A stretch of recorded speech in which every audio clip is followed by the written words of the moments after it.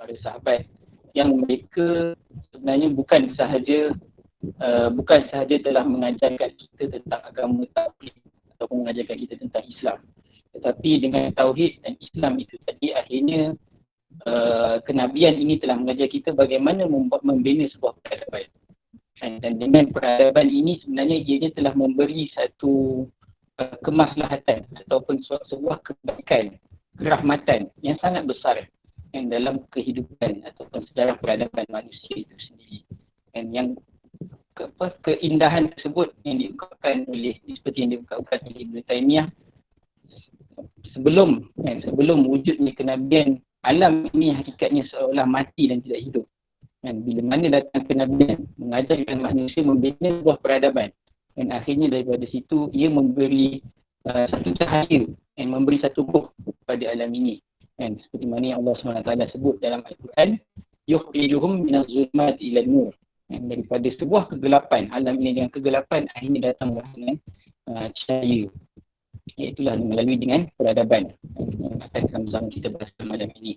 Dan saya juga mengambil peluang lah awal ni untuk mengucapkan ahlan wa sahlan kepada semua yang hadir pada malam ini.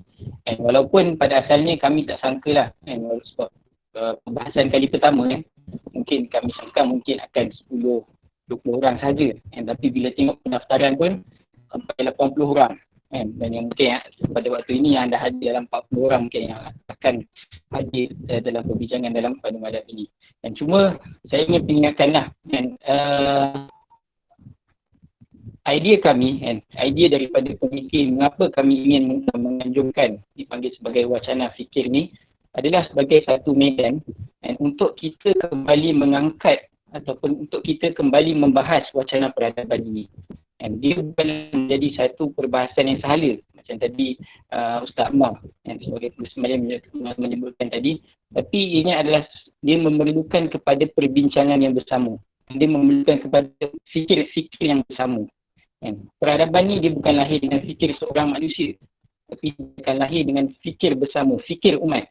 Bila mana umat tu mula berfikir tentang peradaban, mula bercakap tentang peradaban, maka sebenarnya kita sedang menuju satu langkah makin hampir untuk kita membina sebuah peradaban. Jadi pada malam ni sebagai kita tak sebutkan sebagai pembentangan lah, mungkin sebagai pembuka bicara lah. Sebelum kita sama-sama berbahas lagi tentang erti peradaban itu kembali, saya akan membahaskan sedikit lah tentang topik iaitu tentang peradaban Rabbani. Okay.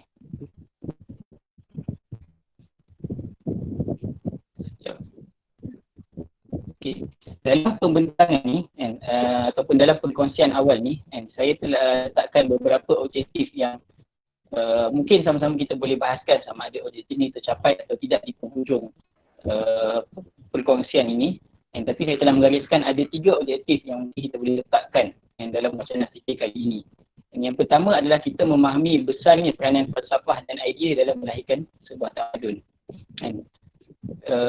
Kita hari ini banyak bila berbicara tentang tamadun, kita banyak membayangkan tamadun tu adalah kehebatan. Kehebatan sama ada pada teknologinya, pada bahasanya, pada keseniannya, pada pada binaannya dan macam-macam lagi. Tapi kita kena tahu bahawa semua benda tersebut adalah hasil. Semua perkara tersebut adalah hasil yang lahir daripada sebuah peradaban ataupun sebuah tamadun. Tapi di sana ada bahagian yang mendasar ataupun bahagian awal lagi yang akhirnya membentuk bagaimana melahirnya sebuah tamadun. Ini boleh melahirkan sebuah tamadun. Itu yang pertama. Yang kedua adalah kita memahami Islam sebagai ad-din ar-rabbani. Sebagai ad-din ar-rabbani. Maksudnya kita memahami bahawa ar-rabbani ni adalah suatu istilah yang mempunyai nilai sangat besar terhadap Islam. Bila disandarkan disebutkan tentang Islam, maka sering disandarkan sebagai ar-rabbani, sebagai ciri utamanya. Yang ketiga adalah menyedari pentingnya membangun budaya fikir. Budaya fikir tentang peradaban di kalangan Islam hari ini. Ini adalah sebagai satu 3 objektif pembentangan lah yang di akhir ini kita boleh sama-sama bincang. Ini siapa ataupun Tidak. Okay.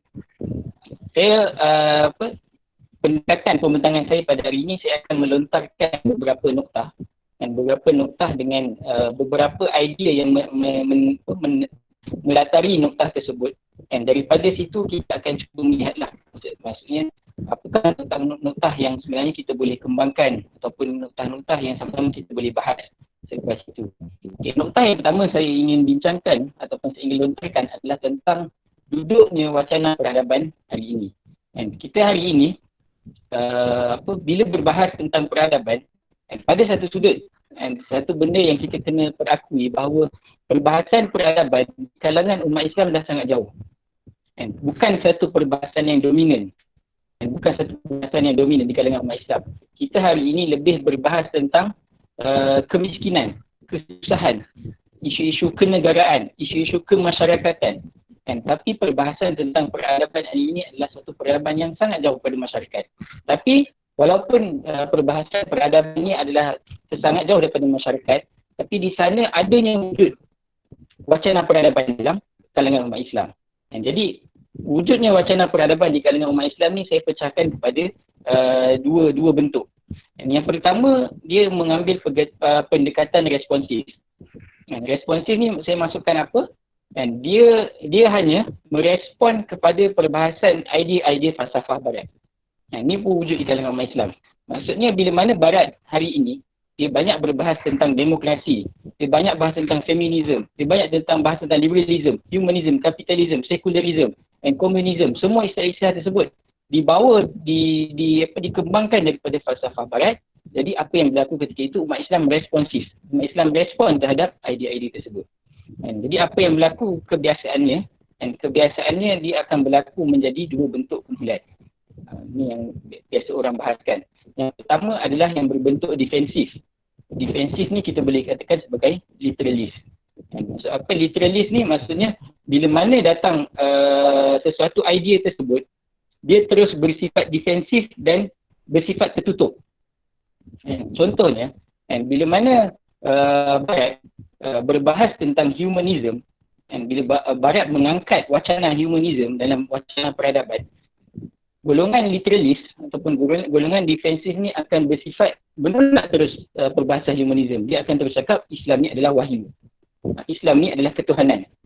Jadi kita secara automatik terus menolak perbahasan humanism. Kita menganggap humanism dan kemanusiaan dan apa-apa yang berkaitan dengan kemanusiaan itu adalah tamadun barat, itu adalah falsafah barat. Itu yang kelompok yang pertama, bila merespon terhadap idea falsafah barat ni. Kelompok yang kedua adalah bersifat modernis. Modernis ni macam mana? Modernis ni dia berlakulah suatu pencairan. Berlakulah suatu pencairan terhadap pengisytihadan barat. Bila mana Barat bercerita tentang liberalism, maka dia pun cakap liberalism itu adalah sebahagian daripada Islam. Jadi lahirlah Islam liberal. Dan bila dibahas tentang humanism, maka dia pun bercakap tentang kemanusiaan wujud dalam Islam tapi dalam kerangka humanism. Bila bersebut tentang demokrasi, maka disebutlah Islam dalam demokrasi itu adalah sebahagian daripada Islam. Maksudnya dengan cara dia tempel-tempel lah pada demokrasi tu. Dia tempel lah dengan ayat Quran, dia tempel lah dengan maqasid syariah, dia tempel lah dengan apa-apa nilai-nilai Islam itu sendiri dia tempelkan pada falsafah barat itu tadi. Jadi ini adalah kelompok yang kedua yang dipanggil sebagai modernis. Tapi kedua kelompok ni mereka ni dia jarang membincangkan falsafah peradaban tu pada idea asas dia ataupun pada idea awal dia. Maksudnya dia tidak membincangkan konsep peradaban tu secara menyeluruh. Sebelum berbincang kepada kepada bahagian-bahagian tertentu ataupun ruang-ruang tertentu dalam peradaban. Jadi diorang ni terus bincang tentang humanism, terus berbincang tentang kapitalism. Kapitalism berbincang tentang ekonomi, humanism berbincang tentang kedudukan kebenaran. Contohnya, feminism berbicara tentang jantina. Tanpa mereka tu sendiri mempunyai gambaran terhadap peradaban Islam itu sendiri. Jadi ia membawa satu keadaan yang selaru. Defensif pun akhirnya merugikan Islam. Dia merugikan umat Islam sebab akhirnya dia telah menolak, dia telah mengecilkan ataupun menyempitkan Islam itu sendiri. Dan modernis ni juga merugikan Islam lebih jelas. Dan akhirnya dia mencairkan seluruh Islam itu sendiri. Maksudnya dia menyebut tentang nilai-nilai Islam, tapi pada kerangka peradaban ataupun pada kerangka falsafah dia adalah falsafah barat. Falsafah barat. Itu yang pertama. Yang kedua adalah kelompok ilmiah akademik. Perbahasan peradaban yang juga kita tak dapat nafikan adalah satu perbahasan berkembang. Yang telah berkembang lama dalam perbahasan akademik. Contohnya dekat universiti kita ada subjek ITAS. Tamadun Islam, Tamadun Asia. Itu pun pada asalnya, pada ideanya, itu adalah satu idea yang baik. Tapi pada praktik dan perbahasannya, dia hanya menjadi satu idea yang agak longgar. Tidak memberi apa-apa kesan. Tidak membina sebuah falsafah pandangan hidup. Dia tidak memberi sebuah pandangan hidup yang jelas terhadap peradaban Islam itu sendiri. Tapi pada bahagian akademik ni, pada satu sudut, dia hanya menterhadkan perbahasan peradaban ni pada dalam ruang lingkup akademik semata. Ruang lingkup akademik semata. Kita memang banyak buku yang berbahas tentang peradaban. Kita memang banyak tokoh yang berbahas tentang peradaban. Tapi kita tak ada, ini satu sudut pandangan dia, kita tak ada macam mana segala idea, segala falsafah, segala bayangan peradaban yang kita telah letakkan tu, bagaimana ia dapat dibumikan. Bagaimana ia dapat distrategikan, bagaimana ia dapat disusun, akhirnya ia menjadi sebuah realiti. Contohnya kita dalam Malaysia ni, kita ada TN50. Kita ada panggil apa? Kemakmuran bersama 2030. Tapi bila kita cerita tentang peradaban, kat mana duduk peradaban dalam perancangan kita? Kat mana masa depan peradaban dalam perbahasan hidup kita ni? Jadi sebenarnya itu pun adalah satu kekurangan. Jadi peradaban tu hanya habis dalam perbahasan akademik semata-mata lah. Ataupun ada setengah barat dia menyebutnya sebagai romantism history lah. Maksudnya kita mengenang sejarah tu sebagai salah satu perkara yang hebat. Kita mengenang peradaban Islam sebagai satu yang hebat. Tapi kita tak ada mampu ataupun kita tak mampu membahas bagaimana peradaban hari ini dapat, contohnya dalam perspektif perundangan. Bagaimana nilai peradaban dapat diserapkan pada perspektif perundangan. Okay, ini dua kelompok lah pada noktah yang pertama. Sedangkan kalau kita tengok di barat, ini saya berikan sebagai satu contoh, bagaimana barat ni walaupun mereka telah membahaskan sesuatu idea falsafah, tapi mereka juga selepas itu telah membuat sekolah-sekolah pemikiran. Apa peranan sekolah pemikiran ni? Ini adalah sebagai satu contoh adalah The Frankfurt School yang diwujudkan pada tahun 1923. Peranan Frankfurt School ni adalah dia ingin menterjemahkan segala perbahasan falsafah Karl Marx tadi tu, yang pada tahun ni dia dah makin agak perlahan. Jadi bagaimana dia nak terjemahkan idea-idea Karl Marx tadi tu ke dalam realiti masyarakat, ke dalam bidang-bidang utama kehidupan, ke dalam bidang-bidang utama tamadun dan juga peradaban. Jadi ini adalah peranan Frankfurt School. Dan daripada situ dia akhirnya, dia memula tak ramai, mungkin dalam 10-20 orang. Tapi daripada situ akhirnya dapat membina satu kelompok ilmuwan yang memahami idea Karl Marx tu pada setiap sudut kehidupan. Pada ekonomi dia ada cara pandang, pada sosial dia ada cara pandang, pada perundangan dia ada cara pandang. Pada semua sudut dalam kehidupan tu dia ada cara pandang dia yang tersendiri. Dan sebenarnya kalau kita lihat dekat falsafah-falsafah lain pun sama. Contohnya pada falsafah Darwinism ke, banyak sekolah-sekolah pemikiran yang diwujudkan, terutama di Eropah, di belah British contohnya. Maksudnya dia pada zaman ni memang terlalu banyak sekolah-sekolah pemikiran yang ingin menterjemahkan ataupun ingin merealisasikan falsafah-falsafah umum, falsafah yang bersifat umum yang ada pada awal tadi, humanism tadi tu. Jadi bagaimana dia nak terjemahkan dalam hiburan contohnya. Jadi benda ni lah yang diperankan oleh kelompok ni ataupun kelompok sekolah pemikiran. Tapi dalam peradaban Islam pada hari ini kita memang tak ada. Kita memang tak ada lagi sekolah pemikiran yang sebeginilah. Yang memang menstrategikan bagaimana untuk membumikan segala idea-idea falsafah peradaban yang telah sedia ada. Okay. itu sebagai noktah yang pertama. Noktah yang kedua yang ingin saya sentuh adalah tentang Islam membina peradaban. Ini pun satu sudut adalah satu pandangan ataupun satu pandangan asas lah yang perlu kita ada dalam kita berbicara tentang peradaban.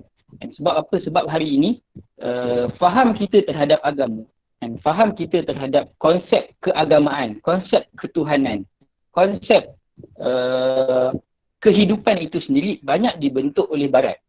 Maksudnya kita sebutkan hari ini, agama itu dilihat sebagai satu keperluan individu semata-mata ataupun yang biasa disebutkan sebagai private sphere pada emosi dan moral. Kita melihat kenapa manusia memerlukan agama. Kenapa kita sebagai umat Islam perlukan agama hanyalah pada keperluan emosi dan moral.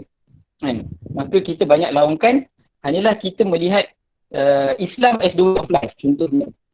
Walaupun pada satu sudut ianya adalah betul, tapi ianya seolah telah mengikat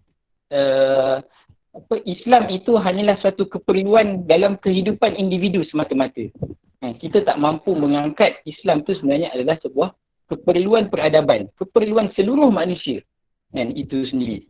Dan dalam Barat sendiri melihat agama, walaupun nariknya kalau kita tengok di Barat, diorang ni walaupun dia agama Kristian, tapi hakikatnya keimanan diorang adalah sekular, keimanan diorang adalah etis. Itu yang contohnya disebut oleh Stephen T. Asma, seorang historian di Columbia College Chicago. Dia sebutkan agama itu penting, tapi agama itu hanyalah pada sudut keperluan emosi semata-mata.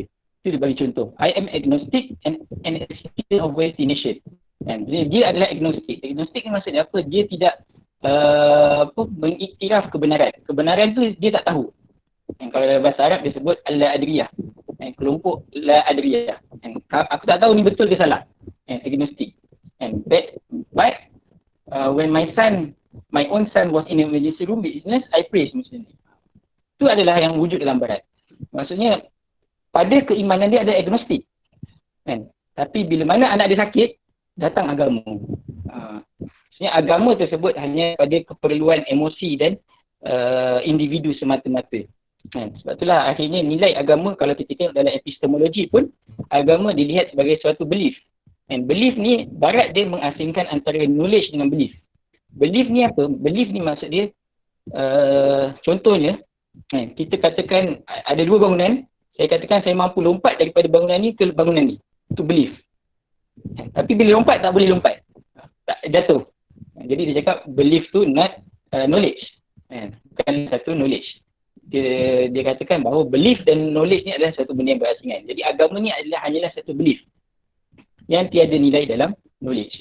Dan perkara ini kita tak dapat nafikan lah. Benda ni pun sebenarnya terjadi dalam Islam. Sama ada secara terancang atau tidak terancang. Kita pernah dengar sebelum ni, ada mantan menteri menyebutkan tentang private sphere dan public sphere. Jadi sebenarnya benda ni adalah lahir daripada kefahaman ataupun falsafah Barat itu tadi tentang agama. Sedangkan, kita tarik sikit lah. Kita melihat bagaimana Nabi SAW dan juga umat terdahulu memahami peranan Islam ni bukan sekadar pada individu, tetapi secara automatik dia orang memang memahami tauhid ataupun agama tauhid yang turun zaman demi zaman, memang peranannya adalah untuk membina sebuah peradaban. Kata-kata yang di atas ni adalah kata-kata daripada Waraqah bin Naufal. Ketika mana Nabi SAW selepas dia mendapat wahyu pertama, maka dia mengadu pada Khadijah. Jadi Khadijah pun membawa Nabi SAW berjumpa dengan Waraqah bin Naufal. Waraqah bin Naufal ni dikatakan sebagai ahli kitab. Jadi bila Nabi SAW berceritakan pada Waraqah bin Naufal tentang bagaimana turunnya wahyu pada dia tu, kemudian Waraqah bin Naufal cakap, sesungguhnya apa yang turun pada engkau ni adalah sama apa yang telah turun kepada Nabi Musa. Jadi dia dah faham, apa yang turun pada Nabi ni adalah agama tauhid. Jadi dia pun dah faham selepas bila mana yang turun pada Nabi itu adalah agama tauhid, apa yang akan berlaku tersebut juga adalah seperti agama-agama tauhid yang terdahulu. Jadi apa yang disebut kat situ, tidak ada seorang yang datang dengan bawa apa yang kau bawa, melainkan ia akan dimusuhi. Ini satu sudut perspektif yang menarik lah.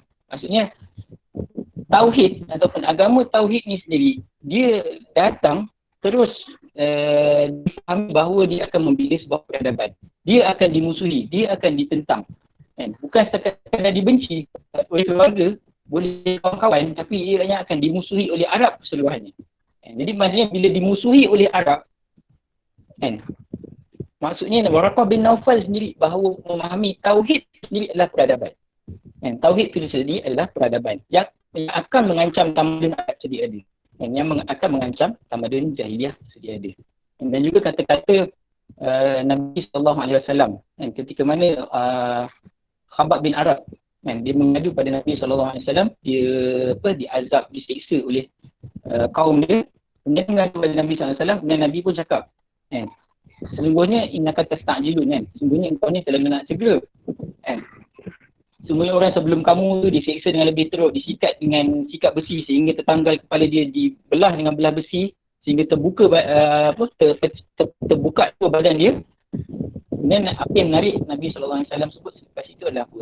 Dia cakap Allah yatimu hadzal am hatta yasir raqib min as-sana'a ila hadar maut la yakhafu illa Allah. Okay. Menarik kat sini Nabi SAW dia bukan hanya bercerita tentang seseorang urusan agama ni akan sampai satu masa orang pengembala dia boleh pergi daripada Sana'ah ke Hadramaut. Nabi SAW bukan cerita tentang pengembala ni boleh pergi daripada Mekah ke Madinah. Bukan boleh berjalan dekat Mekah dengan keadaan selesa, bukan boleh pergi ke Madinah, tapi boleh pergi ke Sana'ah ke Hadramaut. Sedangkan kat mana kedudukan Yaman ketika itu dalam kota Mekah? Jauh. Jadi maksudnya Nabi SAW sendiri awal lagi Nabi dah tanam pada sahabat bahawa Islam ini, tauhid ini akan membina sebuah peradaban yang akan memberi kemaslahatan. Maksudnya sebab seseorang tu boleh berjalan dengan tenang, boleh berjalan dengan tidak ada takut melainkan Allah, maka itu adalah menunjukkan keselamatan ataupun kemaslahatan manusiawi yang dijamin oleh agama tauhid. Itu noktah yang kedua. Dan noktah yang ketiga,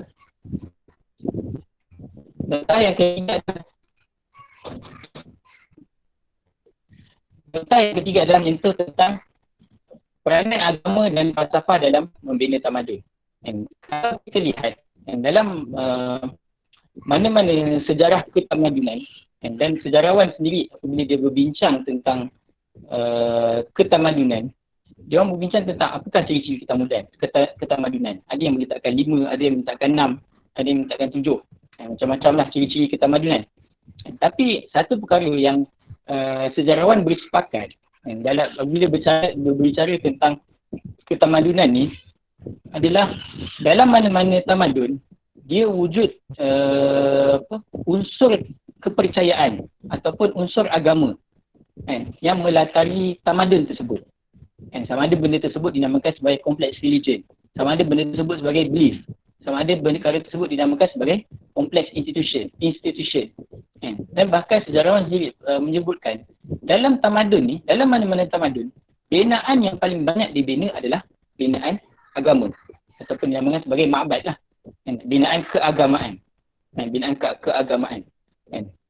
Jadi sebab apa? Jadi sejarah pun bincang sebab apa dalam mana-mana tamadun pentingnya wujud nilai keagamaan ataupun nilai ketuhanan dalam membina sebuah tamadun. Jadi di sini dia orang rungkaikan bahawa tamadun atau agama ataupun belief tadi tu, complex religion tadi tu, dia mempunyai peranan dalam memberi kefahaman ataupun dalam menjawab persoalan-persoalan hakikat kehidupan. Contohnya persoalan tentang kenapa hidup, ke mana selepas kehidupan, siapakah manusia, siapakah Tuhan, siapakah alam ini. Persoalan-persoalan ni dia tidak akan dapat dijawab oleh material. Dia tidak dapat jawab oleh pembangunan material, tapi dia memerlukan kepada sebuah falsafah ataupun sebuah kepercayaan, sebuah belief yang melatari ketamadunan tersebut. Dan sebab apa belief ni penting, sebab apa kepercayaan ni penting, sebab bila kita bercerita tentang tamadun, kita bercerita tentang berbagai kelompok manusia, berbagai peringkat ataupun kasta kemanusiaan. Jadi bagaimana semua ni tadi, semua kelompok manusia ni tadi, semua peringkat manusia tadi, daripada petani, petani, buruh, yang bina bangunan, yang sebagai jurutulis, sebagai peniaga, semua kelompok tadi, apa yang boleh menyatukan dia orang? Apa yang boleh menyatukan dia orang? Jadi dekat sinilah wujudnya keagamaan. Keagamaan tu bukan penting sebab agama, sebab agama tu sendiri dia membentuk suatu falsafah kehidupan, sesuatu belief. Jadi walaupun mereka tu adalah kelompok yang berbeza, berperanan pada sudut yang berbeza dalam ketamadunan, tapi dia orang ni disatukan sebagai mempunyai falsafah kehidupan yang sama, mempunyai belief yang sama, walaupun mereka berada pada kedudukan yang berlainan. Dan benda ni sebenarnya wujud seawal daripada tamadun Mesopotamia lagi. Contoh macam gambar di sebelah ni adalah gambar Tree of Life. Tree of Life ni adalah salah satu unsur yang kalau kita tengok dalam mana-mana tamadun adalah unsur yang sentiasa wujud. Sentiasa wujud dalam ketamadunan. Ada yang menyandarkan dia adalah kefahaman syaitan berikan kepada manusia untuk membina sebuah Tree of Life ni adalah kefahaman seperti mana yang dia telah menghasut Nabi Adam AS tadi tentang makan pohon khuldi. Makan pohon khuldi. Kalau kita tengok dalam perbahasan tamadun barat, ada yang mentarifkan pohon khuldi ni adalah sebagai tree of knowledge. Tree of knowledge. Sebab apa? Sebab bila mana Nabi Adam AS makan, maka dia terkeluarlah dia daripada segala khayalan dan terpijaklah dia pada reality. Itu dia punya falsafah barat ni lah dalam memahami tree of life ni. Dan sebab kita tengok Kabbalah, dalam Yahudi pun dia ada lukisan, dia ada nilai tree of life ni lah. Okay. Dan kalau kita tengok dalam Al-Quran pun, Allah SWT sendiri bila bercerita tentang Fir'aun, Allah SWT sendiri sebut fastakhaffa qaumahu fa'ata'u. Maka Fir'aun tu memperbodohkan kaum dia, lalu mereka tak. Istakhaffa kat sini, Ibn Katsir dalam tafsir Ibn Katsir dia sebutkan apa yang dimaksudkan dengan istakhaffa kat sini, memperbodohkan tu. Ibn Katsir sebut ia adalah menanamkan kepercayaan, menanamkan pegangan hidup yang sesat, sehingga akhirnya dia telah merubah kewarasan akal fikir manusia tadi tu. Manusia pada asalnya berfikir secara waras, tapi diubah dengan falsafah-falsafah kehidupan sesat tadi tu. Jadi akhirnya dekat situ lahirlah ketaatan. Sebab itulah sebut kat situ, unity and power adalah perkara yang penting untuk dalam agama tu mempunyai peranan dalam untuk melahirkan unity and power. Sebab itulah antara ni kita lihat imperial cult ataupun apotheosis. Apotheosis ni adalah manusia menjadi Tuhan ataupun raja dilihat sebagai Tuhan. Dan adalah satu unsur yang wujud pada mana-mana tamadun. Wujud pada mana-mana tamadun. Dan sebab apa? Sebab nilai ketuhanan tu dia akan mencipta sebuah falsafah kehidupan pada masyarakat dia. Tapi kita kena faham, agama yang dimaksudkan kat situ bukanlah kebenaran. Tapi agama yang dimaksudkan kat situ adalah hanyalah sebagai satu langsir. Dan adalah sebagai satu langsir untuk menyembunyikan kezaliman dan juga hawa nafsu yang telah mereka lakukan. Sudah banyak, barat sendiri sebenarnya mengiktiraf benda ni tersebut. Maksudnya disebutkan agama ni hanyalah sebuah vehicle lah. Vehicle yang digunakan untuk mengurus sebuah masyarakat itu tadi. Dan Karl Marx sendiri menyebutkan yang biasa kita dengar opium of the mass atau sandu dalam masyarakat. Bagaimana pemimpin itu nak kuasai masyarakat, nak kuasai masyarakat, maka dia buatlah sebuah agama, dia buatlah sebuah kepercayaan.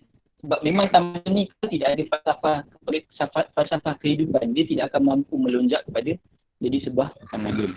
Dan Voltaire sendiri sebut antara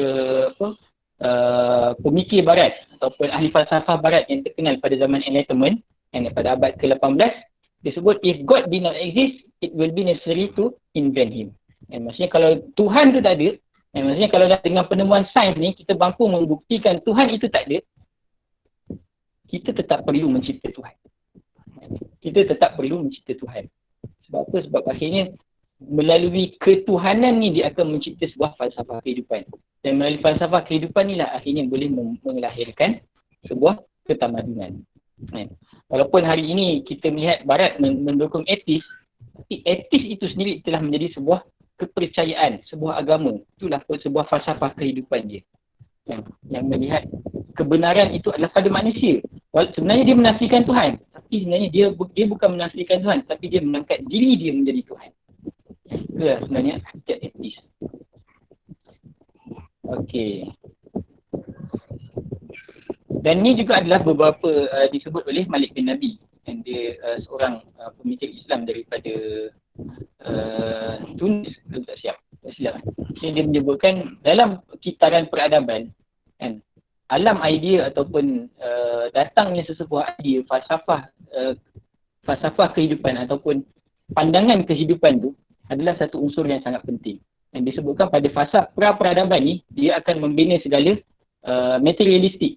Pembangunan materialistik. Mana-mana bangsa dia akan sampai pada fasa peradaban ni. Tapi apa yang membezakan sama ada dia akan daripada fasa peradaban, dia akan masuk ke arah 3 peringkat peradaban ni ataupun tidak adalah pada alam idea dia. Dan kalau falsafah ataupun idea yang dilontarkan itu tak cukup kuat, dia tidak akan mampu melonjakkan dia membina menjadi sebuah peradaban, menjadi sebuah tamadun. Okey, ni yang keempat. Ada lebih kurang dari 6 tahap, ada lagi 3. Okay. Tukar tak pada nota yang keempat?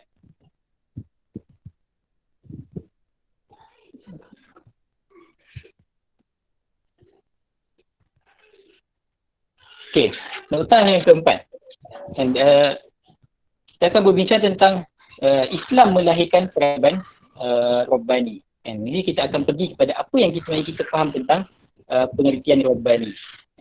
Istilah Rabbani ni sebenarnya adalah satu istilah yang banyak bila ulama bahas tentang Islam ataupun bila mana-mana pemikir berbahas tentang tamadun Islam, antara ciri yang mereka letakkan sebagai ciri yang pertama adalah Ar-Rabbani.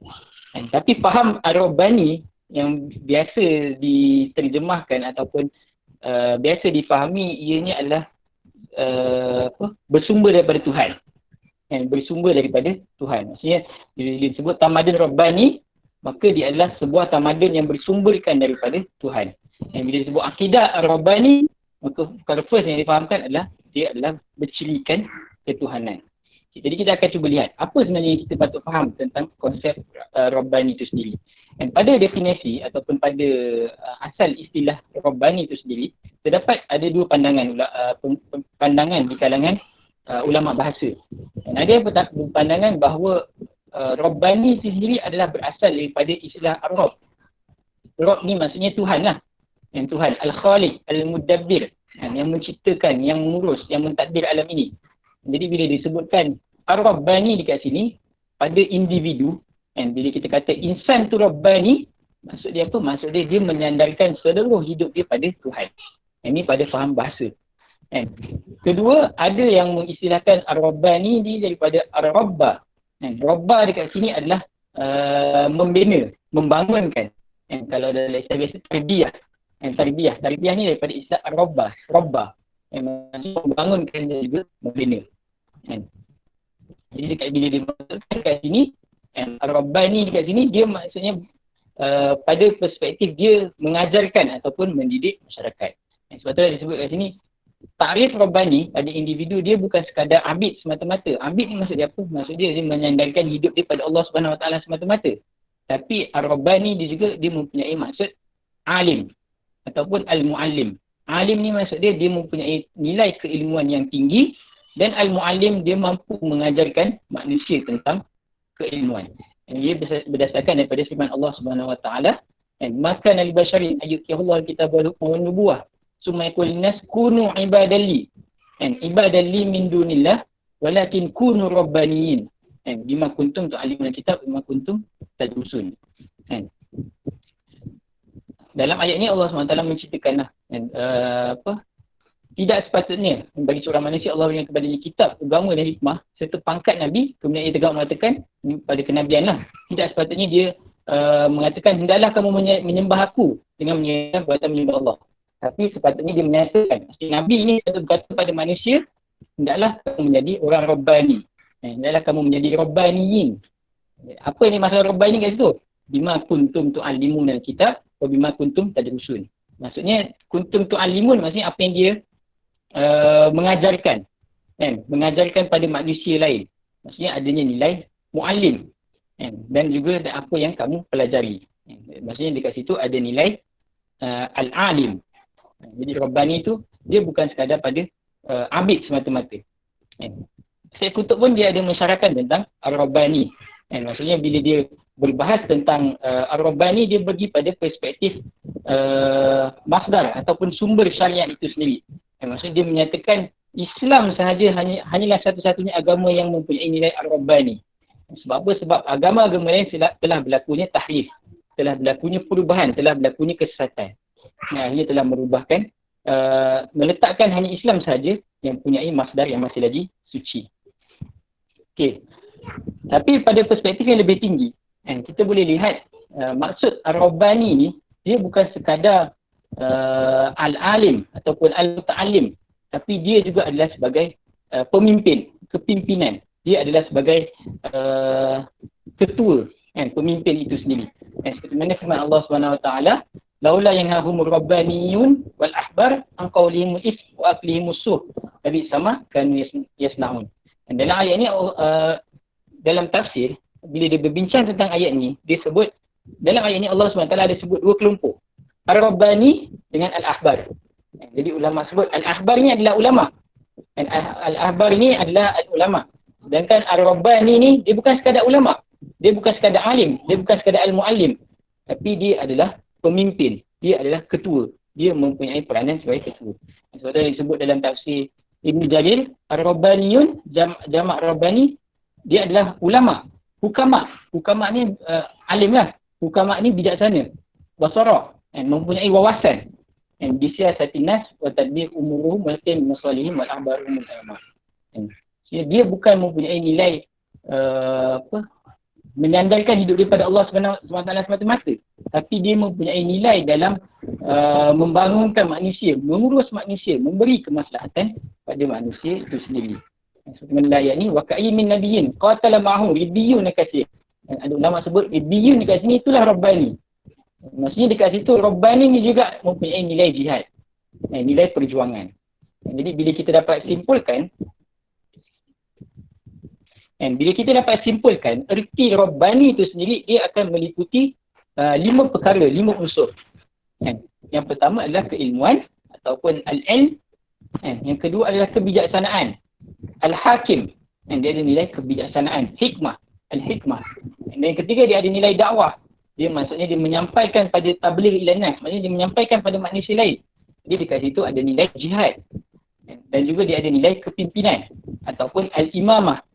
Dekat situ dia ada nilai khalifah, kekuasaan, kepimpinan. Dan yang terakhir dia adalah nilai ubudiyah. Jadi bila kita faham dekat sini, erti Rabbani ni sendiri adalah satu erti yang sangat besar. Dia menyempurnakan keseluruhan asal tujuan manusia itu sendiri sebagai ubudiyah dengan menyerahkan seluruh hidup dia pada Allah SWT serta melaksanakan peranan dia sebagai khalifah dalam mentadbir alam ni. Jadi kita faham dekat sini Rabbani itu mempunyai nilai ataupun erti yang sangat besar. Jika kita sandarkan erti Rabbani ni pada perspektif ketamadunan ataupun peradaban, maksudnya dia memberi nilai yang sangat besar. Ia memasukkan peradaban Islam itu sendiri. Ia memasukkan peradaban Islam itu sendiri. Seperti mana Allah SWT sebut, namakan Allah SWT istilahkan sebagai syajarah at-tayyibah. Daraballah alam tarkai fadaraballah masalan kalimatun tayyibatin kasyajaratin tayyibatin asluha thabitun wa far'uha fis sama' tuti kullu hinin bi izni rabbiha wa sallallahu alaihi wasallam la'allahum yatazakkarun. Jadi Ibnu Abbas bila dia bahas tentang ayat ni dalam tafsir Ibn Katsir, yang disebutkan asluha dekat situ apa? Asluha dekat situ adalah tauhid. Dan asluha dekat situ adalah akidah. Jadi daripada akidah dan tauhid itu tadi, atau dia akhirnya membentuk sebuah falsafah kehidupan, membentuk sebuah pandangan kehidupan. Akhirnya daripada pandangan kehidupan tadi dia melahirkan sebuah pokok. Daripada pokok tersebut lahirlah buah-buah. Dan buah-buah ni adalah akhirnya nilai-nilai ketamadunan yang produk-produk ketamadunan yang lahir daripada daripada nilai tauhid tadi, usul tauhid tadi. Asluha sabit. Itulah bila kita faham Rabbani ni, kita akan faham bahawa tamadun Islam ataupun peradaban Islam ni nilai-nilai peradaban yang wujud dalam peradaban Islam ni, dia bukan lahir daripada perbahasan-bahasan mana-mana, daripada perbahasan luar ataupun daripada penghayatan manusia itu sendiri. Tapi ianya adalah lahir daripada kefahaman tauhid. Ianya lahir daripada kefahaman akidah. Kan? Jadi maksudnya bila buah-buah yang lahir tadi tu, walaupun pada bentuk dia, pada rupa dia mungkin sama dengan buah yang ada pada barat tadi tu. Sedangkan pada barat tu adalah buah yang busuk lah. Tapi maksudnya dia mempunyai maksudnya tersendiri. Contohnya bila kita sebut al-ummah, dia tidak mempunyai maksud yang sama dengan society yang dipahami oleh barat. Bila kita sebut al-islah, dia tidak memberi maksud modernism yang seperti mana difahami oleh barat.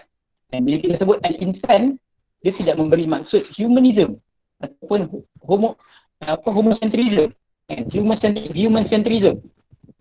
Melihat bahawa manusia sebagai segala-galanya. Sedangkan al-insan ni mempunyai maksud yang tersendiri. Bila kita sebut tentang al-aq ataupun akal, dia juga memberi maksud yang berbeza dengan akal yang difahami oleh barat. Bila kita sebut tentang al-imamah, dia memberi maksud berbeza tentang konsep kuasa ataupun konsep politik yang difaham oleh barat dan lain-lain. Itu sebagai beberapa contoh. Jadi contohnya al-haq sekalipun, dia mempunyai maksud terus. Dia berbeza dengan bila barat sebut sebagai terus. Dan al-haq ni adalah satu istilah yang lebih besar. Jadi maksudnya dekat apa kat sini, setiap daripada istilah tersebut kita perlu rungkai dan kita perlu faham kembali berdasarkan daripada kefahaman Quran dan Sunnah, dan juga berdasarkan kepada kefahaman apa yang telah dibahagikan oleh khazanah umat Islam ya terdahulu. Dan akhirnya supaya apa? Supaya kita kembali membina wacana peradaban ni daripada bawah. Dan daripada asal kita, daripada tauhid itu sendiri. Seperti mana sahabat Nabi SAW membina peradaban, membina empire. Dan nilai-nilai empire itu sendiri berasal daripada Quran dan Sunnah. Apa yang kita pelajari daripada Nabi SAW. Dan noktah yang saya kelas adalah ada sebahagian umat Islam ataupun sebahagian pemikir lah. Bila dia bercerita tentang Rabbani ni, maka dia telah menyandarkan erti Rabbani adalah sama faham dengan God-centrism. God-centrism ni apa? God-centrism ni adalah meletakkan Tuhan sebagai tengah. Sebagai tengah. Sebagai center lah. Dia lawan dengan anthropocentrism. Dan anthropocentrism ni maksud apa? Dia meletakkan manusia sebagai tengah. Dia tengah. Ataupun kaki. Walaupun bahasa yang kita boleh faham, pada bahasa God-centrism ni tak ada masalah lah. Betul lah, pada erti Rabbani dan tauhid itu sendiri kita meletakkan Tuhan sebagai titik tengah atau paksi. Tapi bila kita faham latar belakang God-centrism ini sendiri, kita akan faham bahawa dianya bukan sekadar memberi nilai, dia adalah buah yang lahir daripada falsafah kehidupan barat. Dia adalah lahir daripada falsafah kebatilan, falsafah tauhid. Dekat situlah lahirnya buah-buah God-centrism. Lahirnya lah buah theocentrism. Dan kalau lihat contohnya, dalam perbahasan barat, God-centrism ni adalah satu istilah yang lahir dalam perbahasan yang dibuat oleh Saint Augustine ataupun biasa disebut Augustine of Hippo. Itu seorang panggil padri ataupun Pope. Pope yang utamalah pada Kristian ketika itu, iaitu pada abad ke-5. Apa yang berlaku ketika itu? Berlaku kejatuhan Rom yang sangat dahsyat. Yang sangat dahsyat. Jadi ketika itu orang mula cakap, Rom ni jatuh disebabkan mereka telah menganut Kristian. Dia orang menganut Kristian pada abad ke-2 dan juga abad ke-2, abad ke-3 macam tu. Jadi bila mana dia beberapa lama sebab dia menganut Kristian, maka Rom tu akan jatuh. Jadi Saint Augustine ni dia menulis satu buku yang dinamakan City of God. City of God. Jadi dalam penulisan tersebut, dia gambarkan bahawa City of God adalah lawan kepada Earthly City ataupun bandar manusia. Bandar manusia. Jadi dia gambarkan bahawa Earthly City ni ataupun city kemanusiaan ni adalah sebuah bandar yang hidup dengan keperluan manusia dipenuhi, hidup dengan aman, hidup dengan kebahagiaan. Tetapi digambarkan City of God tadi ni adalah suatu bentuk hidup dalam pengorbanan, hidup dalam kesusahan, hidup dalam menyerahkan diri dia kepada Tuhan. City of God. Sebab sebenarnya konsep ni dia lahir daripada bagaimana Kristian tu sendiri melihat padri. Sebenarnya dalam padri itu sendiri dia telah menolak kehidupan itu sendiri. Jadi bila mana pada peringkat ketamadunan, tamadun yang meletakkan Tuhan sebagai center ataupun God centrism adalah tamadun yang menolak keduniaan. Itu dia punya konsep dia. Tamadun yang menolak keduniaan. Dan dia adalah tamadun yang hidup dalam keadaan susah. Itu yang disebut dekat sini kan. Forego earthly pleasure to dedicate themselves to the eternal truth of God. Menolak keduniaan itu sepenuhnya untuk menuju kepada Tuhan. Sebab apa? Sebab dia gambarkan bahawa dunia ni adalah hina. Dan segala perkara yang berkaitan dengan keduniaan ni adalah hina sebagai lawan kepada Tuhan bersifat suci. Sedangkan kita tadi dah faham, dalam Rabbani tidak pernah melihat sebegitu. Kita tidak pernah menggambarkan dunia ni sebagai satu yang hina, tapi yang hina pada dunia ni adalah dunia tersebut apabila diletakkan diwujud padanya kemaksiatan, wujudnya padanya kejahilan, wujud kepadanya kemungkaran. Itu adalah kehinaan dunia itu sendiri. Tapi dalam masa yang sama, pandangan Rabbani itu menggambarkan perlunya membina sebuah ketamadunan yang memberi kemaslahatan insaniah, yang memberi kemaslahatan kepada manusia itu sendiri. Jadi Rabbani ini tak sama dengan God centrism yang difahami oleh Barat. Dan dalam masa yang sama ni lagi jelas lah. Rabbani itu sendiri bukanlah juga anthropocentrism. Anthropocentrism ni apa? Meletakkan manusia sebagai titik tengah ataupun paksi kehidupan, paksi alam ni, diletakkan manusia sebagai paksinya. Walaupun pada ideanya seolah nampak seolah mengangkat manusia, tapi sebenarnya hakikatnya dia hanya mengangkat beberapa kelompok manusia. Seperti mana yang disebutkan oleh Protagoras, man is the measure of all things. Dan satu benda yang penting juga bila kita nak faham tentang humanism ataupun human centrism ataupun disebut kat sini anthropocentrism, ianya dilatari oleh fahaman Darwinism. Dan Darwinism ni takkan fahaman apa? Fahaman natural selection and survival of the fittest. Kita banyak bila bincang tentang Darwin, bincang tentang evolusi, tapi sebenarnya idea evolusi itu hanya introduction untuk dia membawa kepada kesimpulan wujudnya natural selection dan juga survival of the fittest. Survival of the fittest ni akhirnya membawa kepada dalam manusia ini kita akan saling bersaing untuk meletakkan siapa yang kehadapan dan siapa yang akan pupus dan siapa yang akan mati. Sebab itulah perkara inilah yang melatari kepada lahirnya idea kapitalis yang melihat manusia tersebut tak ada nilai. Kalau kita lihat Faruqi sebut hari ini, antara kemungkaran paling besar yang dibuat oleh Barat, dia bukan sekadar telah membawa panggil kasta, sistem kasta tu bukan sekadar wujud dalam masyarakat, tapi tamadun Barat hari ini telah mengangkat sistem kasta tu wujud dalam kenegaraan. Kita ada negara yang teruk tidak membangun, yang seolah dikastakan, diterukkan. Dan ada sebuah negara yang dilihat sebagai seolah Tuhan, paling hebat, teknologi ada pada dia, segala pembangunan ada pada dia. Itu dipanggil survival of the fittest. Dan kalau kita lihat, idea ni juga sebenarnya diorang faham dan diorang nak bawa ke hadapan. Contohnya dalam perbahasan yang disebut oleh Yuval Noah Harari, seorang ahli falsafah daripada Israel, seorang Yahudi. Dia ada menulis 2 buah buku, Sapien dengan Homo Deus. Jadi dalam buku tersebut akhirnya dia menggambarkan pada masa hadapan, Homo Deus ni maksud apa? Pada masa hadapan manusia ni akan menjadi Tuhan. Tapi dia tak habis kat situ. Bukan semua manusia yang akan Tuhan. Dia ada nilai survival of the fittest. Kalau ada gambar warna kuning tu, daripada Homo sapien, Homo sapien tadi, ada yang akan menjadi Homo Deus, menjadi Tuhan, dan ada yang akan menjadi Homo Deus.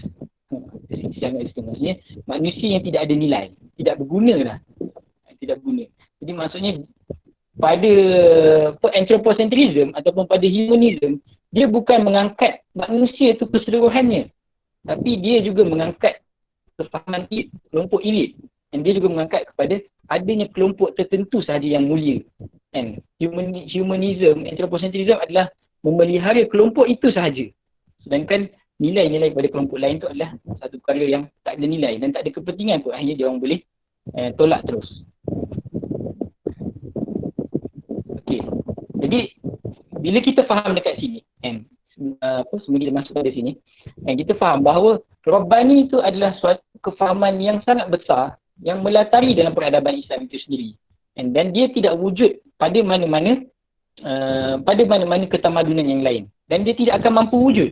Sebab bila kita sebut, Syed Qutb sebut, hanya Islam sahaja yang ada nilai Ar-Rabbani, maka tamadun lain hakikat tidak akan mempunyai nilai Ar-Rabbani. Dan Rabbani itu sendiri hanyalah satu-satu nilai yang wujud pada Islam semata-mata.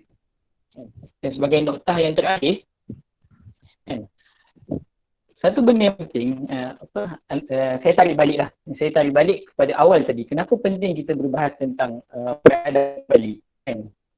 Perkara ini dia ada disebutkan oleh Syekh Abu Ala Al-Maududi. Yang disebut akhirnya kekuatan ataupun kembali membina umat Islam ni, dia memerlukan kepada dua sisi kekuatan. Dua sisi kuwah. Satu kekuatan yang bersifat luaran dan satu lagi adalah kekuatan yang bersifat dalaman. Tidak guna kita mempunyai kekuatan luaran, maksudnya kita mampu membebaskan diri kita daripada penjajah contohnya, tapi kita tidak ada kekuatan dalaman. Kekuatan dalaman ni apa yang dimaksudkan? Kita tidak mampu membina sebuah falsafah kehidupan kita sendiri. Kita tidak mampu membina cara pandang kehidupan kita yang tersendiri. Tetapi dalam masa yang sama juga, Al-Qalam ni dia tak boleh berpisah dengan asas juga. Kedua-dua ni perlu benda yang kedua-dua ni perlu seiring. Kedua ni ada nilai jihad yang perlu seiring. Sebenarnya disebutkan dalam ni, bagaimana keruntuhan yang terbesar, hakikatnya keruntuhan yang terbesar yang berlaku pada umat Islam bukan keruntuhan khilafah. Keruntuhan khilafah ni adalah keruntuhan kuasa. Tapi hakikatnya keruntuhan yang paling besar yang berlaku pada umat Islam adalah keruntuhan falsafah kehidupan ataupun keruntuhan keilmuan. Akhirnya kita tak mampu faham ilmu. Akhirnya kita, umat Islam ni, memahami ilmu tersebut dalam kerangka barat. Memahami ilmu tersebut dalam kerangka barat. Jadi apa yang terjadi? Maka benar, hak itu terus tu apa yang barat lihat benar. Dan salah ataupun batil itu apa yang barat lihat salah.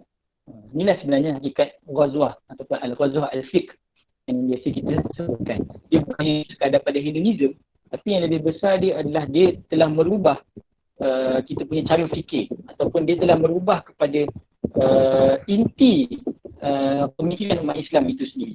Akhirnya bila umat Islam, contoh kita belajar tentang fizik, kita belajar tentang bio, kita belajar tentang medik, kita belajar tentang perundangan, kita tak mampu mengaitkan benda-benda tersebut dengan tauhid. Kita tak mampu mengaitkan kesemua benda fahaman tersebut dengan tauhid. Sebab fahaman tersebut lahir daripada rahim falsafah barat. Dia lahir daripada rahim falsafah barat. Dia bukan lahir daripada rahim tauhid, akidah Islam itu sendiri. Dan yang terakhir adalah dia pun sebut dalam buku tersebut dia pun sebut benda yang sama. Akhirnya bila kita nak bercerita tentang kebangkitan ataupun kita nak mengangkat Islam sebagai siyadah al-alam, kuasa dunia, ataupun Islam ingin kembali memimpin dunia, tidak ada jalan lain melainkan kita perlu wujudnya ada kelompok umat Islam yang merupakan ahli fikir, ashabul fiqh. Maksudnya mula berfikir, mereka ini membangunkan idea, membangunkan falsafah, membangunkan buah fikiran keilmuan berdasarkan Al-Quran, berdasarkan hidayah, berdasarkan petunjuk, berdasarkan khazanah umat Islam terdahulu, untuk akhirnya kembali meruntuhkan falsafah ketamadunan barat. Dekat situlah akhirnya baru kita berjaya menjatuhkan falsafah ketamadunan barat. Disebut akhirnya kalaulah barat yang memerlukan lebih kurang 400 tahun ataupun lebih daripada zaman Reformation pergi ke zaman Renaissance, daripada zaman Renaissance pergi ke Enlightenment, barulah mampu lahir tamadun barat seperti mana yang kita lihat hari ini. Maka dia disebutkan bahawa Islam ni juga memerlukan kepada sebuah yang baru, sebuah Renaissance. Maksudnya kita perlu kembali berbincang ataupun kita perlu kembali berbahas segala perkara pada peringkat ketamadunan. Kita perlu kembali memahami akidah tersebut sebagai sebuah pandangan ketamadunan dan pandangan peradaban. Kita perlu kembali memahami Al-Quran tersebut pada pandangan peradaban. Kita perlu memahami hadis, tafsir, kesemua tersebut, ilmu-ilmu tersebut pada pandangan peradaban. Barulah akhirnya kita boleh membina sebuah peradaban. Dan sebagai kesimpulan, saya kongsikan dua kesimpulan lah yang saya letakkan daripada perbahasan kita pada malam ni. Yang pertama, peradaban Islam perlu dilihat bukan sekadar keperluan umat manusia. Okey, ini pun satu debate yang kita perlu angkat. Bahawa keperluan manusia kepada peradaban Islam, keperluan manusia kepada peradaban Islam bukanlah keperluan pada umat Islam semata-mata. Tetapi ianya adalah keperluan peradaban manusia itu sendiri. Hanya Islam sahaja dapat menyelamatkan manusia daripada kebinasaan yang sedang dibawa oleh tamadun barat. Di mana ditulis oleh Abu Hasan Nadwi, dia menulis tentang satu kitab, dia sebut Maza Khatiral Alam bin Khitatil Muslimin.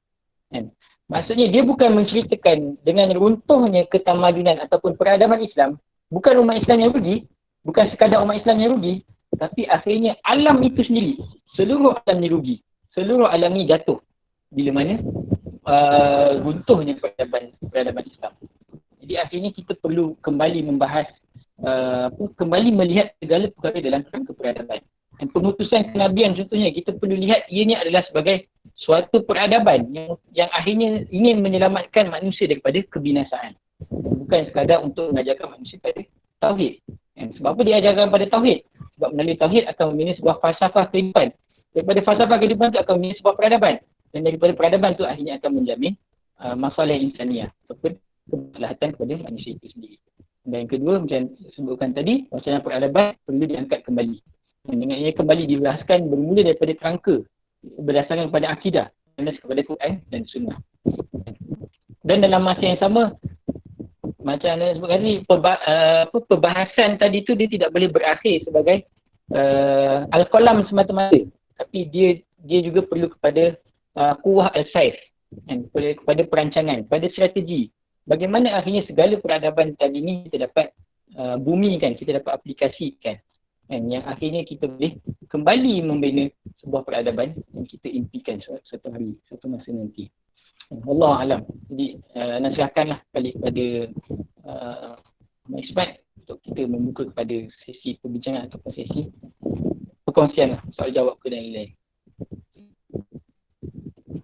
Okey, jazakumullah khairan kepada Ustaz Firdaus atas pembincangan yang saya kira sangat menarik dan sangat membuka minda kita. Jadi saya nak jumpalah kepada sesiapa yang ada persoalan ataupun ada yang nak dibincangkan untuk teruslah buka mic ataupun boleh terus tulis soalan di ruang Q&A. Macam ada soalan kat situ tadi, Ustaz. Boleh tengok.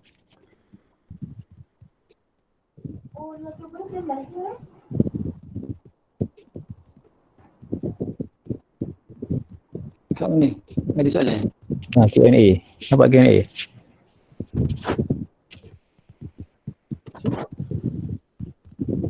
Tak nampak lah. Baca kanan. Ya, berkenaan perbahasan tentang School of Thought. Adakah universiti memainkan peranan yang sama, iaitu menanam falsafah tertentu yang menjadi asas pertumbuhan universiti tersebut tetapi dalam skala lebih besar? Ini adakah universiti itu dia boleh memainkan peranan macam School of Thought tetapi dalam skala lebih besar? Tetapi apakah pandangan berkenaan peranan universiti dalam memangkat wacana peradaban? Soalan dia daripada Yardina Hakim. Okey, pada pandangan saya lah, nanti kita sama-sama boleh bincang. Kalau ada lain-lain pun nak beri pandangan, kita boleh terbuka lah untuk kita sama-sama menentukan pandangan. And sebenarnya pada barat tu sendiri, universiti itu mempunyai satu peranan yang sangat besar lah. Maksudnya dia bukan sekadar memberi satu ilmu, tapi ianya juga mengajarkan satu falsafah barat, satu falsafah keilmuan tadi tu yang dilatari oleh falsafah barat akhirnya diajarkan di universiti. Dan walaupun kita ada banyak universiti, sebahagiannya sendiri dinamakan sebagai universiti Islam, tapi bila mana kita umat Islam ni masih lagi tak mampu membina sebuah idea ataupun falsafah keilmuan yang sangat kukuh, yang sangat jelas, yang mampu membina ilmu-ilmu lain di atasnya, maka kita universiti yang walaupun dinamakan sebagai Islam, tapi kita pada pendidikan dia dan pada epistemologi dia, pada idea dia, kita masih lagi mengambil daripada barat. Maksudnya kita masih lagi melihat melihat benda tu pada kacamata barat. Sebab ilmu-ilmu tadi dia lahir daripada rahim barat. Ilmu-ilmu kesemua ilmu-ilmu yang kebanyakannya diajarkan di universiti adalah lahir daripada rahim barat.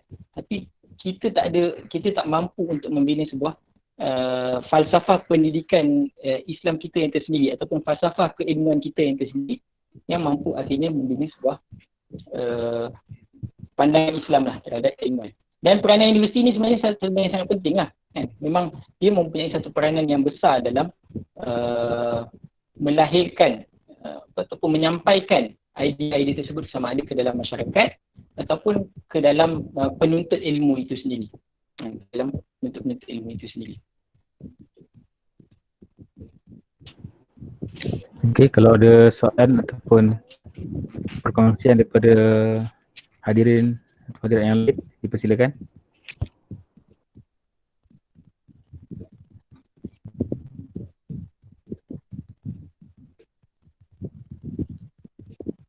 Ada satu dekat Oman ni, apakah buku-buku yang boleh dijadikan bahan rujukan untuk dibaca dan difahami? Berkenaan peradaban lah kot.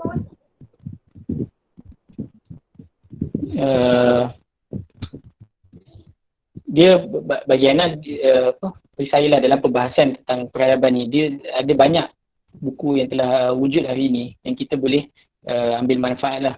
Sama ada contohnya di kalangan pemikir Islam tu sendiri, daripada Al-Faruqi ke Al-Attas sendiri, dan Hamka sendiri, apa lagi, Abu Hasan Nadwi sendiri, Abu Al-Maududi, kan. Jadi banyak sebenarnya dalam pada masa kini ramai yang telah berbicara tentang peradaban. Sebenarnya kita boleh ambil manfaat, kan.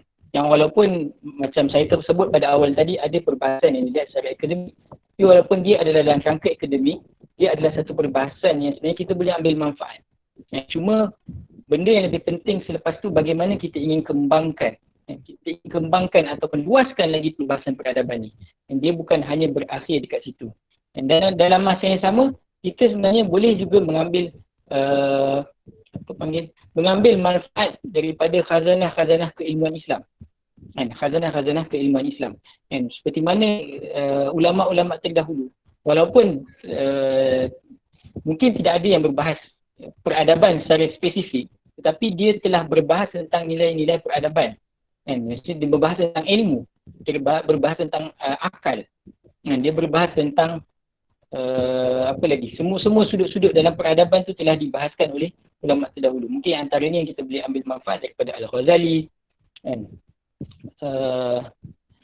Al-Asfahani, Al-Razi, dan pelbagai ulama-ulama terdahulu lagi lah yang kita boleh ambil manfaat. Dan sebenarnya yang lebih menarik juga, mungkin kita juga sebenarnya boleh kembali melihat perbahasan-perbahasan akidah kita, perbahasan sirah kita, maksudnya sejauh mana perbahasan-perbahasan tersebut dapat kita kembangkan dalam memahami perkara tersebut dalam kerangka peradaban.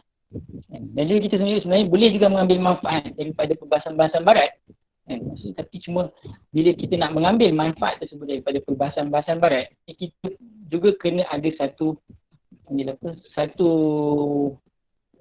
kefahaman Islam yang cukup kukuh lah, yang cukup kukuh untuk akhirnya bila kita baca daripada sumber-sumber barat, kita tak terpengaruh lah. Maksudnya kita mampu faham dekat mana dekat situ adalah nilai yang kita boleh ambil, dan dekat mana situ adanya nilai-nilai kefasadan yang kita kena tolak. Ini sebab disebutkan sebagai kita dengar al-hikmah dhalatul mu'min aina wajadaha fa huwa ahqqu biha. Jadi sebenarnya ada pelbagai sudut lah, perspektif yang kita boleh ambil manfaat. Cuma yang penting sekali bagaimana kita daripada perbahasan tadi tu, akademik ke, khazanah ke, ilmu Islam ke, dalam keilmuan barat ke, akhirnya bagaimana perbahasan tersebut mengesani dalam kehidupan kita. Itu adalah satu benda yang lebih penting lah untuk kita hala tujukan ataupun kita kembangkan lagi perbahasan peradaban ni. Maksudnya kalau kita bekerja, contoh kita bekerja dalam bidang dalam bidang kedoktoran contohnya, jadi bagaimana tasawuf peradaban itu tadi mampu kita garap dalam kedoktoran. Contohnya mungkin kita boleh berbahas tentang al-islah ataupun konsep berubat itu sendiri pada perspektif peradaban Islam, ataupun konsep al-islah ataupun modernisasi membangun itu sendiri pada kerangka peradaban Islam. Akhirnya kita boleh dapat manfaat.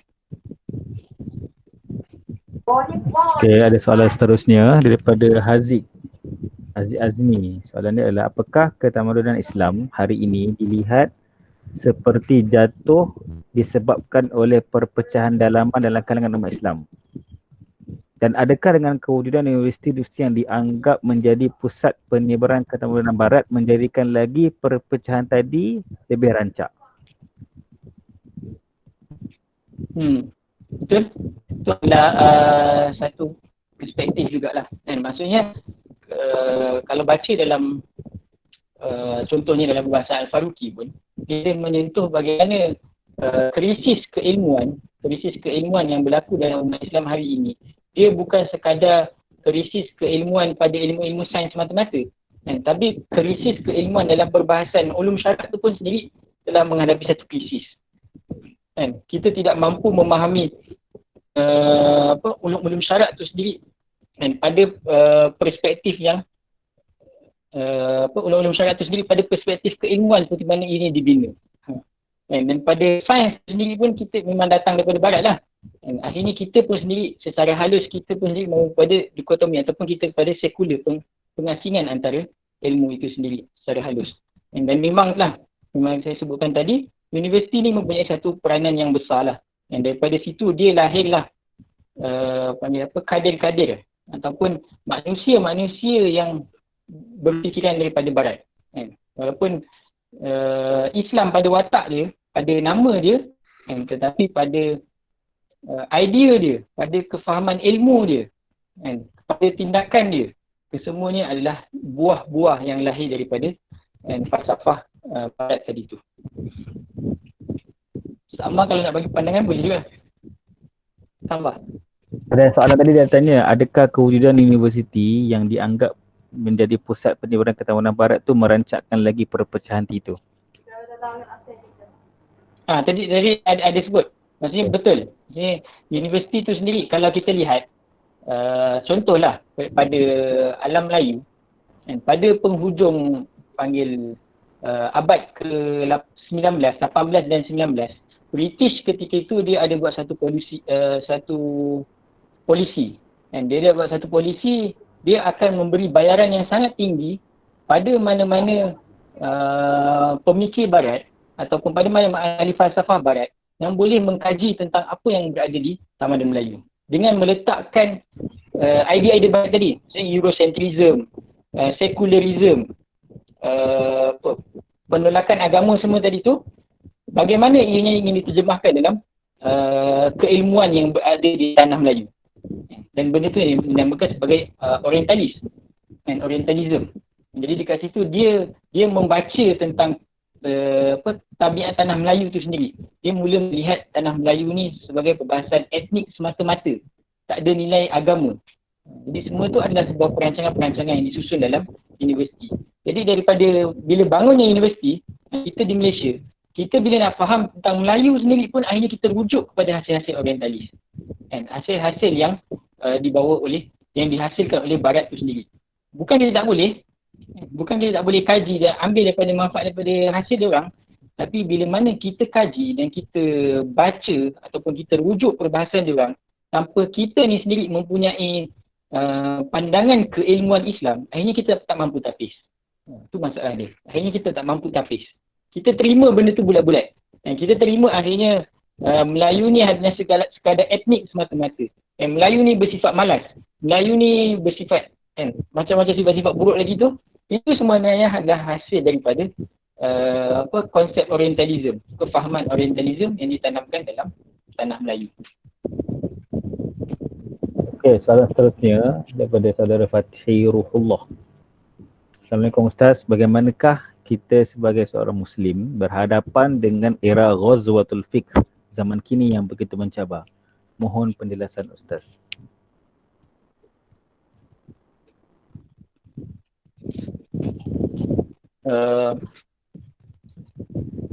macam tadi itulah macam saya ceritakan, bila mana umat Islam hari ini dia menghadapi satu serangan pemikiran yang sangat kuat, sangat dahsyat daripada umat Islam. Jadi umat Islam pada semua peringkat sebenarnya perlu berperanan. Dan umat Islam pada semua peringkat perlu berperanan. Dan maksudnya pada peringkat individu, dan kita sendiri perlu kembali membudayakan budaya ilmu dan kembali membudayakan budaya fikir. Dan kita perlu banyak membaca, kita perlu luaskan cakupan kita, kita perlu bina balik panggil tadi lah, maksudnya kita punya falsafah kehidupan kita, falsafah kefahaman kita terhadap kehidupan ini sendiri. Dan maksudnya perbahasan tersebut dah banyak ulama tulis. Kan? Ada contohnya dalam perbahasan Syed Qutb ke, dalam perbahasan Salbana ke, Faruqi ke dan lain-lain. Banyak perbahasan ulama tersebut telah kita tulis, dan sepatutnya kita ambil manfaat yang supaya akhirnya kita boleh membina jati diri kita kembali, identiti kita kembali. Dan itu pada peringkat individu. Dan itu yang sebenarnya paling crucial. Sebab perkara yang paling bermasalah apabila kita tidak sedar kita sedang bermasalah. Bila pada peringkat individu sendiri kita tak pernah merasai wujudnya ancaman keilmuan barat. Yang pada peringkat individu sendiri kita tak merasai wujudnya sekularisme terhadap apa yang sedang kita belajar. Dan apa nilai-nilai kebaratan yang kita belajar. Dan bila dalam kehidupan kita sendiri, contoh kita pergi kerja semua, kita tak rasa adanya nilai-nilai sekuler ataupun nilai anti Tuhan yang mula diserapkan secara halus dalam kehidupan kita. Jadi akhirnya bila mana kita tak ada faham tersebut, kita tak ada nilai tersebut, maka kita tak mampu keluar. Kita tak mampu nak lawan sebab kita tak faham apa penyakit kita ada. Kita tak faham kat mana sakit kita. Kita tak faham kat mana yang patut kita ubati. Jadi dekat situ akhirnya membawa kepada keruntuhan lah. Dan keruntuhan jati diri seorang Muslim. Dan itulah yang bagi krisis yang terbesar sekarang ni adalah kita kehilangan identiti. Kita kehilangan identiti kita. Pada identiti pada keilmuan kita, identiti pada perundangan kita, identiti pada ekonomi kita, identiti pada individu, masyarakat, sosial kita sendiri. Yang kita kehilangan identiti. Dan untuk membangun identiti ni, itulah yang disebut oleh Bangsa An-Nadwi, maka kita perlu menggali balik daripada Al-Quran, daripada As-Sunnah, menggali balik daripada khazanah keilmuan Islam, supaya akhirnya kita boleh kembali membina identiti kita. Yang itu sendiri. Dan contohnya kita dalam Malaysia hari ini kan, sebagai satu contoh lah. Bila kita berbicara tentang ekonomi, kita berbicara tentang manusia, dan kita bercakap tentang manusia, kita berbicara tentang pendidikan, kita berbicara tentang apa lagi? Perundangan. Apa idea ataupun falsafah mana yang melatari semua idea-idea tersebut? Pernah kita tanya tak? Kita kena fikirlah. Maksudnya apa falsafah-falsafah yang melatari perkara tersebut? Jadi kita sebut tentang ekonomi, kita sebut tentang GDP kan. Jadi apa sebenarnya falsafah-falsafah yang melatari benda tersebut? Jadi benda tersebut akhirnya kita perlu keluar dan mula berfikirlah. Dan dia tak boleh, pada satu sudut lagi dia tak boleh bermula daripada kecil semata-mata, tapi ianya perlu bermula dengan kita kembali memahami peradaban Islam secara umum lebih besar, barulah akhirnya kita boleh lihat secara perspektif yang lebih kecil dan lebih tepat lah pada isu itu. Barulah kita akhirnya boleh seimbang.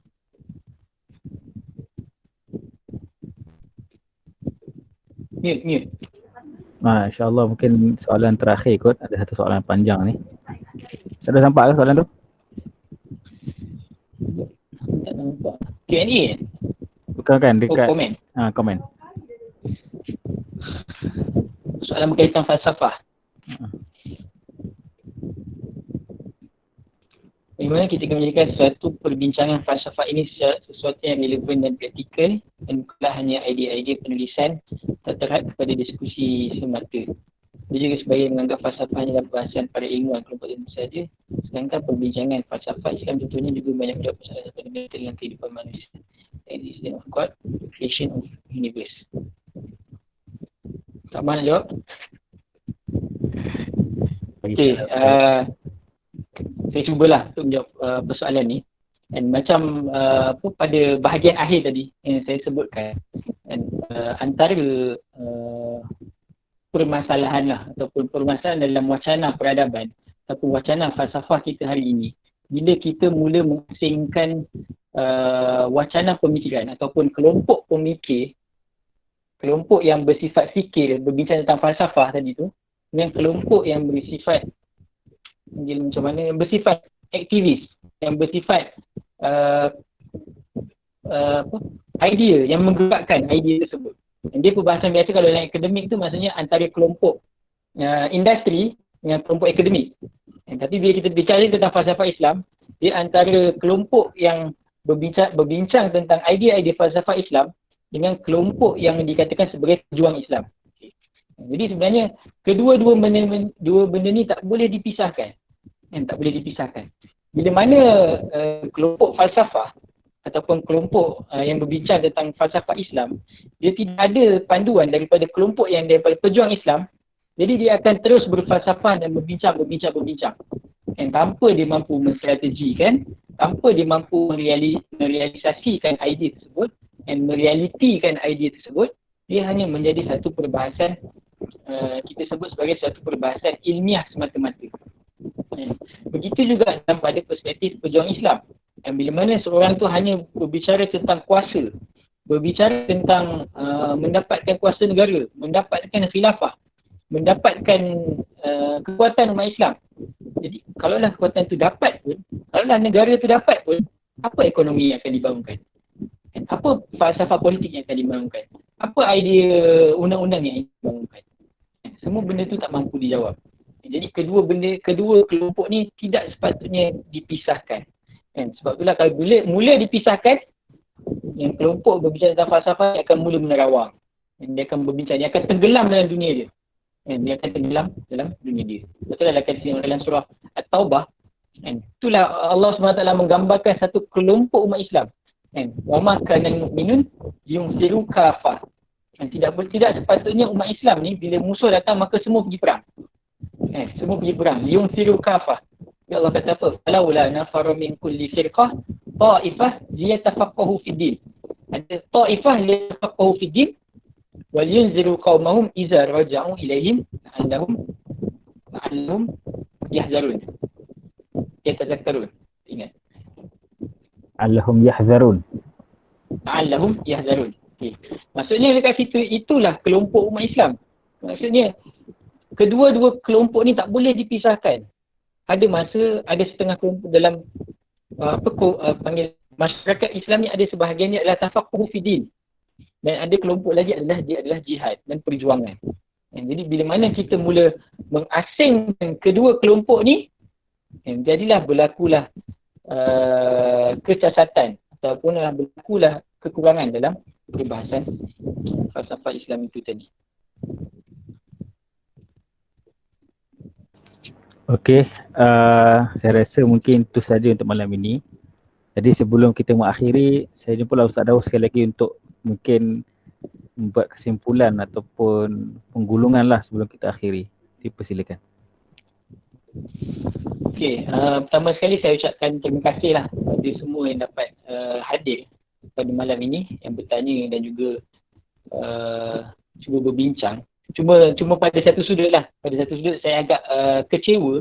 Sebab apa? Sebab idea asal pada wacana fikir ni adalah kita ingin membangunkan budaya fikir ataupun wacana ilmiah tu secara bersama. Maksudnya kita nak wacana ilmiah ni menjadi satu wacana yang sangat berkembang di kalangan masyarakat. Kita fikir bersama-sama, kita bangunkan budaya fikir. Itu yang kita maksudkan. Maksudnya bukanlah sepatutnya dalam wacana fikir ni tadi kita berlakunya debate, dan kita berlakunya perbincangan, dan kita berlakunya macam mana kita ingin kembangkan idea tersebut lagi. Supaya akhirnya bila keluar kita daripada satu wacana fikir, kita menghasilkan mungkin beberapa kecil daripada situ adalah buah fikiran kita. Hasil daripada fikir kita bersama. Jadi cuma saya harapkan mungkin selepas kalau akan ada sesi dalam perancangan kami akan ada sesi-sesi seterusnya dalam sesi-sesi wacana fikir ni. Jadi kami mengharapkan supaya lebih banyak partisipasi kan. Maksudnya makin banyaknya perbincangan, makin banyaknya pencampahan idea, makin banyaknya ketidaksetujuan ataupun perbincangan itu sendiri, supaya akhirnya falsafah peradaban ini sendiri bukanlah hanya pada penyampai ataupun saya ataupun penyampai-penyampai seterusnya yang hanya menyampaikan. Tapi akhirnya kita sama-sama faham dan sama-sama imani dan sama-sama fikir dan bersama. Dan dekat situlah barulah akhirnya wacana peradaban ni mampu diangkat. Dan kalau seorang fikir, seorang cakap dia tidak akan mampu mengangkat wacana peradaban ni kepada satu peringkat yang lebih tinggi. Di wallahu alam. Dan saya ucapkan terima kasih lagi lah siapa yang dapat hadir pada malam ni, dan semoga saya dapat hadir lagi ataupun dapat berdiskusi lagi pada sesi yang akan datang dalam wacana fikir yang seterusnya. Wallahu alam. Okey, jazakumullah khairan katsiran kepada Ustaz Firdaus. Jadi di akhir ini saya mengucapkan jazakumullah sekali lagi kepada semua yang hadir. Jangan lupa insyaAllah follow kami di Facebook, Twitter, Instagram dan Telegram Pemikir. Dan sedikit iklan, kita di Pemikir sudah menerbitkan 2 buah buku.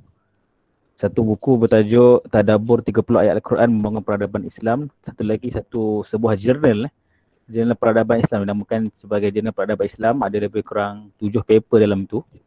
Jadi kalau tuan-tuan atau puan yang berminat untuk memiliki jurnal dan juga buku ini, boleh ke Shopee dan tulis je tajuk itu. Dan kalau nak lebih senang mungkin boleh pergi ke Facebook atau Telegram Pemikir, ada disediakan link, nombor telefon dan sebagainya untuk buat pembelian lah. Jadi apa benda kita bincang ni sebenarnya dalam buku tu ada dikemukakan secara ringkas lah. Jadi itu sahaja untuk malam ini.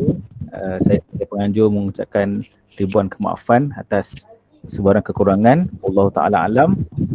Assalamualaikum warahmatullahi wabarakatuh. Ditangguhkan dengan tasbih kifarah dan suratul Asr. Subhanallah.